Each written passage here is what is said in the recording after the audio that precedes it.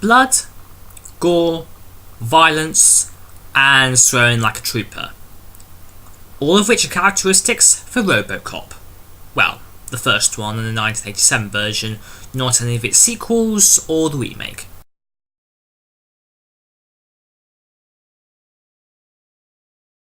And, to be honest, I don't see the issues with the levels of violence in this film. In fact, I've seen other action films which all the violence and all that is much more extreme. In Robocop, it's not as bad in my view. Some of you may beg to differ, but I digress. The plot of the film focuses on Officer Murphy, played by Peter Weller. In the future, crime is rising and the state of Detroit wants to make a new city which is entirely crime-free. On his first day of a new transfer, Murphy is sent with a fellow officer to hunt down the band criminals led by Detroit criminal mastermind and ultimate bad guy of the film, Clarice. But one day he's immediately wounded and pretty much dead by the gun in a gunfight. But with permission, his body and the rest of his body that remains are installed into the Robocop prototype, which, as the film tagline goes, half man, half machine, all cop. And pretty soon, crime is on a very big fall.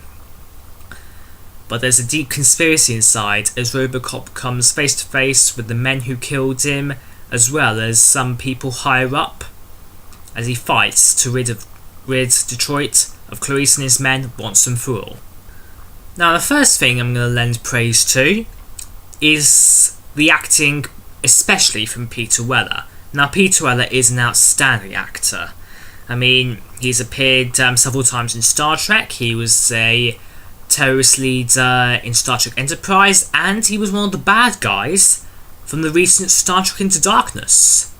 A fact of which I didn't recognise until I remembered that Weller was in Enterprise, so...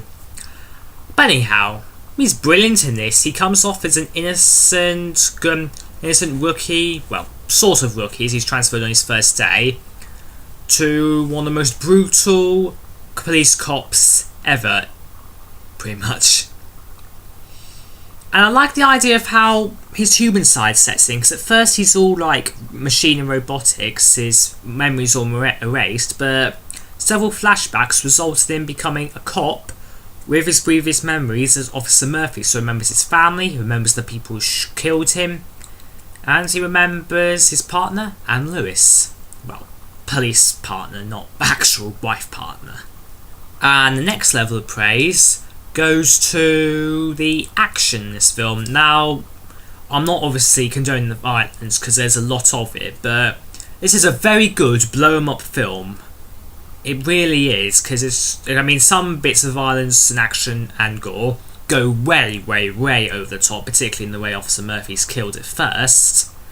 But the action in this film is just terrific, because you got a few car chases, you got several shootouts, you got a battle between Robocop and the overlarge machine in Ed 249, I believe it's called, which looks very silly as the way it moves. Obviously it's all stop motion, but it just looks a bit unrealistic.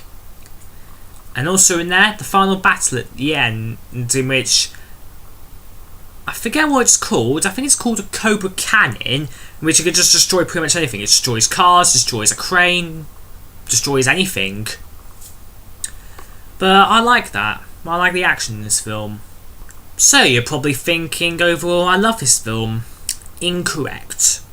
It's a good film, but the levels of violence does get a bit too much in this film. It's almost up there with Olympus Has Fallen. But for what it is, it's fun, it's entertaining. Peter Weller gives a solid performance. And, well, obviously it's far better than any of its sequels, because the sequels are a bit too over the top. And of course I've not seen the remake yet. I'm not sure if I will. I'll probably just wait till it comes out on Blu-ray. But overall, Robocop is a very solid sci-fi film. It's definitely not up there with Terminator 2, Star Trek Into Darkness and Inception. But if you have about 105 minutes to spare and you need something on Netflix, Robocop is definitely your choice. Unless you're not really into violence. But then again, like I say, your taste. If you've got time to spare, Robocop's worth the watch.